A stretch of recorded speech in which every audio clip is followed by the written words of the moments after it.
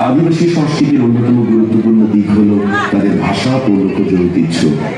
অনেক আদিবাসী জনগোষ্ঠীর নিজস্ব ভাষা রয়েছে, যা তাদের পরিচয়ের মূল ভিত্তি। তাদের উৎসব পার্বণ যেমন বিজু, ওয়াঙ্গালা, বাহা, সাংরাই ইত্যাদি আনন্দ ও সামষ্টিকতার প্রতীক। নৃত্য, গান, পোশাক ও হস্তশিল্পে প্রকৃতি, কৃষি ও দৈনন্দিন জীবনের প্রতিফলন দেখা যায়। হাতে বোনা কাপড়, বাঁশ ও কাঠের কাজ তাদের সৃজনশীলতার উজ্জ্বল উদাহরণ। তবে আধুনিকায়ন, ভূমি সংকট ও ভাষা হারিয়ে যাওয়ার ঝুঁকির কারণে আদিবাসী সংস্কৃতি আজ নানা চ্যালেঞ্জের মুখে।